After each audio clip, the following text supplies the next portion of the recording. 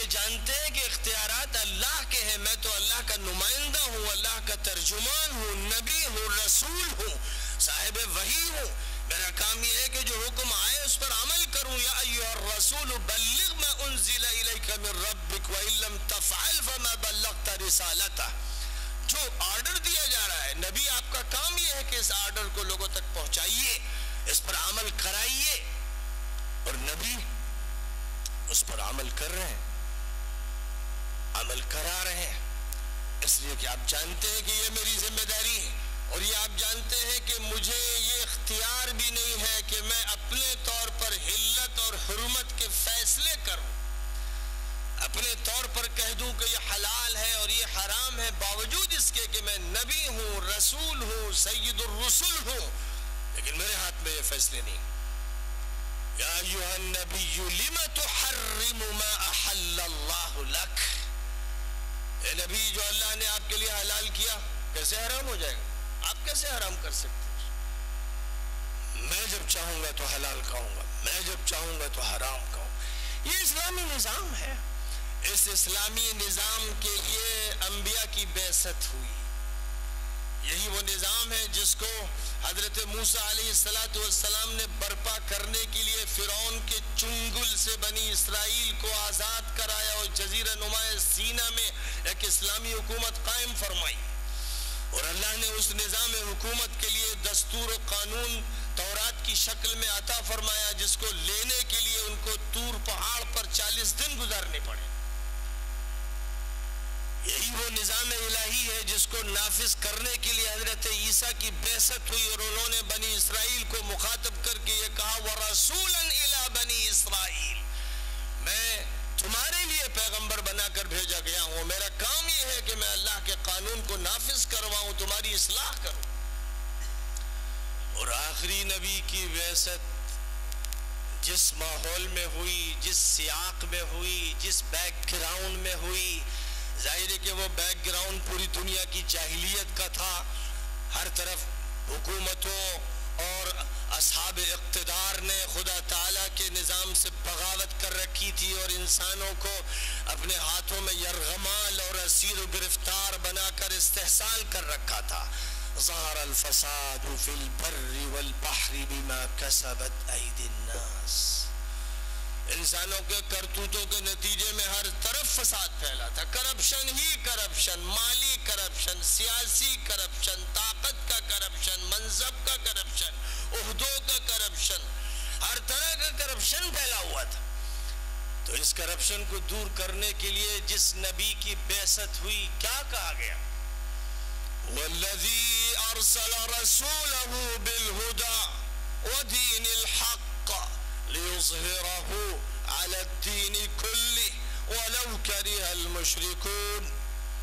اس اللہ نے اپنے پیغمبر کو بھیجا ہے، وہ گائیڈنس لے کر آئے ہیں، رہنمائی لے کر آئے ہیں، ہدایت لے کر آئے ہیں، ضابطہ لے کر آئے ہیں، نظام و قانون لے کر آئے ہیں، دین برحق لے کر آئے ہیں، اور اس لیے ان کی بعثت ہوئی ہے کہ تمام ادیان و مذاہب و افکار و نظریات اور فلسفوں پر غلبہ عطا کیا جائے، اس لیے بعثت ہوئی۔ بعثت واضح و ارشاد کے لیے صرف نہیں ہوئی، بعثت صرف لوگوں کو بات پہنچانے کے لیے نہیں ہوئی، بعثت اس لیے ہوئی لِيُظْهِرَهُ عَلَى الدِّينِ كُلِّهِ، غالب کرنے کے لیے بعثت ہوئی۔ حضور اکرم صلی اللہ علیہ وسلم چونکہ اس لیے مبعوث ہوئے تھے، لہذا مکہ مکرمہ میں جبکہ تعداد بہت کم تھی، چاروں طرف اقتدار مشرکوں کے ہاتھ میں تھا، کافروں ملحدوں کے ہاتھ میں تھا، ان کے ہاتھ میں مرکزیت تھی، طاقت کی، مال ان کے پاس، عہدے ان کے پاس، اس وقت حضور صلی اللہ علیہ وسلم لوگوں سے یہ کہتے تھے کلمۃ تقولونها تملکون بها العرب والعجم، مکے میں بے بسی کے عالم میں اور بے انتہا چھوٹی سی اقلیت کے درمیان کیا کہہ رہے ہیں لوگوں سے؟ میں جو نظام لے کر آیا ہوں، جو نظریہ لے کر آیا ہوں، جو عقیدہ لے کر آیا ہوں، میں جس فکر کو لے کر آیا ہوں، جو بات کہہ رہا ہوں اسے مان لو تو عرب اور عجم کے مالک بن جاؤ گے۔ عجم کے مالک بن جاؤ گے، اقتدار تمہارے ہاتھ میں آئے گا. یہ بات آپ مکے میں کہہ رہے ہیں جہاں چند لوگ صرف آپ کے ساتھ، کیونکہ اللہ نے اسی لیے بھیجا ہی ہے، اسلام اسی لیے آیا ہی ہے، نبی کی بعثت اسی لیے ہوئی ہے. اور چونکہ اسی کے لیے ہوئی ہے تو ایک طرف نبی لوگوں سے یہ کہہ رہے ہیں، دوسری طرف قرآن اپنی زبان میں کہہ رہا ہے وعد اللہ الذین آمنوا منکم وعملوا الصالحات لیستخلفنہم فی الارض کما استخلف الذین من قبلہم وليمكنن لهم دينهم الذي ارتضى لهم وليبدلنهم من بعد خوفهم امنا يعبدونني لا يشركون بي شيئا. وعدہ کر رہا ہے اللہ تعالیٰ ایمان والوں سے جو نبی کے جھنڈے تلے آ رہے ہیں، جو آپ کی جماعت میں داخل ہو رہے ہیں، جو حزب اللہ کے ممبر بن رہے ہیں، جو اللہ کی پارٹی میں شامل ہو رہے ہیں. الا ان حزب اللہ هم المفلحون وان جندنا لهم الغالبون. جو اس صدا پر لبیک کہہ رہے ہیں اور آپ کے ساتھ شامل ہو رہے ہیں، وعدہ ہے اللہ کا کہ ان کو خلافت عطا فرمائے گا. وعدہ ہے اللہ کا کہ زمین میں ان کو اقتدار دے گا. وعدہ ہے اللہ کا کہ دہشت اور خوف کی حالت کو بدل کر امن اور آشتی کو پھیلائے گا. یہ وعدے ہیں اللہ کے، لیکن یہ وعدے اس کے ساتھ مشروط ہے کہ بندگی اللہ کی ہوگی، شرک نہیں ہوگا. نہ شرک نماز میں ہوگا، نہ زکوٰۃ اور روزے میں، نہ شرک حاکمیت میں ہوگا، نہ سیاست میں، نہ شرک قانون میں ہوگا، نہ شریعت میں، نہ شرک مقدمات میں ہوگا، نہ عدالت میں. موحدانہ نظام برپا کیا جائے گا، اور جب یہ موحدانہ نظام برپا ہوگا تو پھر خدا کی نصرتیں آئیں گی، تائید آئیں گی، فرشتے نازل ہوں گے اور قوت ہر چار طرف سے عطا فرمائی جائے گی. یہ وہ وعدے ہیں جو مکے میں فرمائے جا رہے ہیں، اور نبی اکرم صلی اللہ علیہ وسلم اسی کے لیے جد و جہد فرما رہے ہیں، لوگوں کو ذہن بنا رہے ہیں، عقیدہ دے رہے ہیں، اخلاق کی تعلیم لوگوں تک پہنچا رہے ہیں، انسانیت کا سبق پڑھا رہے ہیں. خود آپ تمام انسانوں کے ہمدرد ہیں، یتیموں کے سر پہ ہاتھ رکھ رہے ہیں، بیواؤں کی ضرورتیں پوری فرما رہے ہیں، مسکینوں غریبوں کا خیال رکھ رہے ہیں، بے روزگاروں کو روزگار سے لگا رہے ہیں.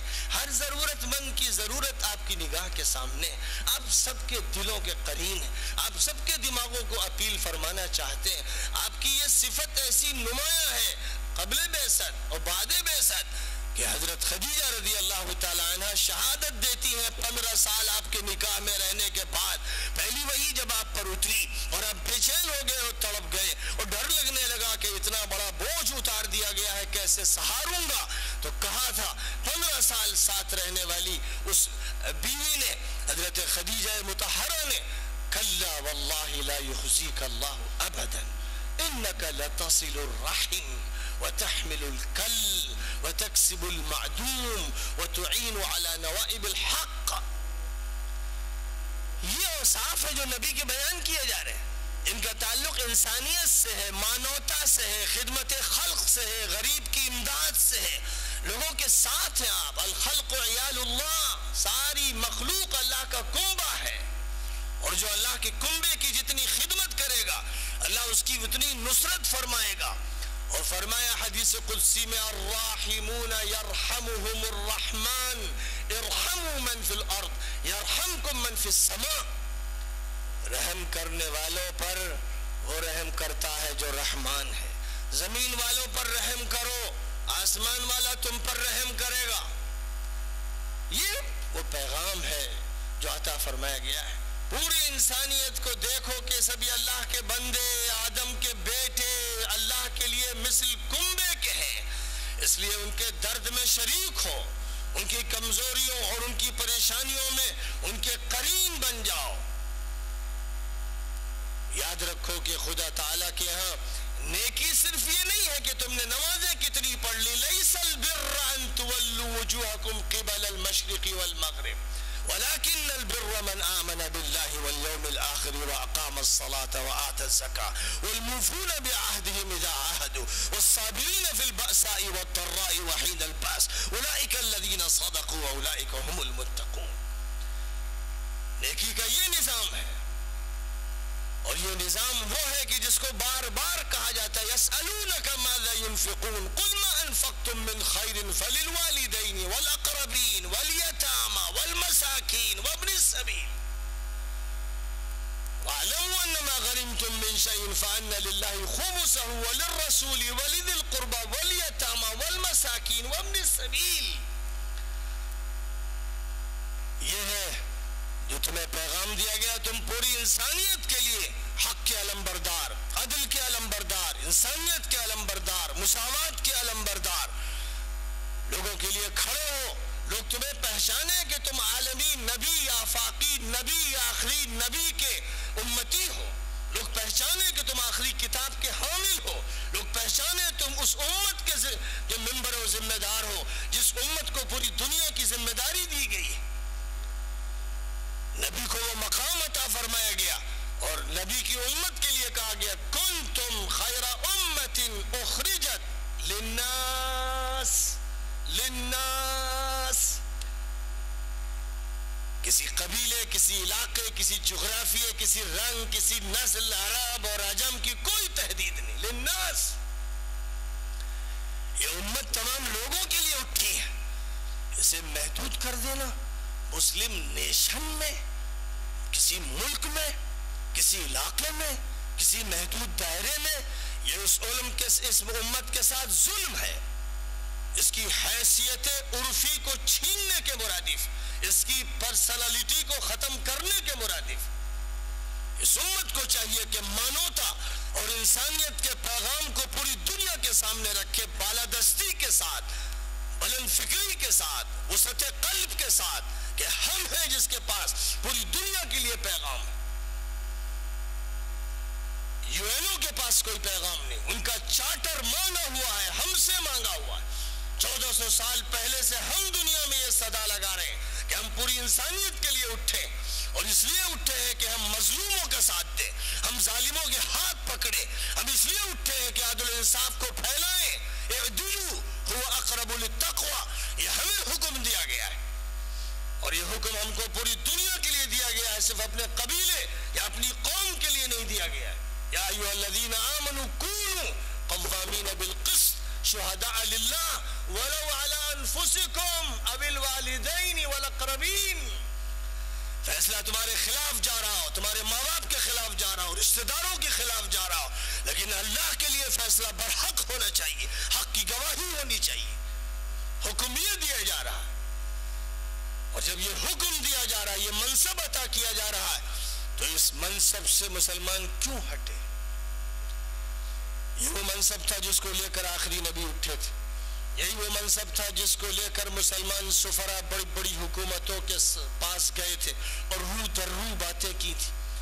یہی منصب تھا اور یہی مقام تھا اور یہی مسئولیت و ذمہ داری تھی جس کو لے کر عبداللہ ابن حذافہ حضور پاک علیہ السلام کے نام مبارک کے ساتھ کسرا کے دربار میں گئے تھے، اور حضرت دحیہ کلبی ہرقل کے دربار میں گئے تھے، اور حضرت حاتب مقوقس کے پاس گئے تھے، اور حضور کے سفرا اس وقت کے بڑے بڑے صاحب کرسی اور صاحب اقتدار حکام کے پاس گئے تھے، اور سب سے یہ کہا گیا تھا اسلم تسلم، اسلام قبول کر لو، یعنی سلامتی میں آ جاؤ، امن و آشتی کے دائی بن جاؤ، اللہ کے سامنے جھک جاؤ، پیغمبروں کی بات مان لو تو تم کامیاب بھی ہوگے، محفوظ رہو گے.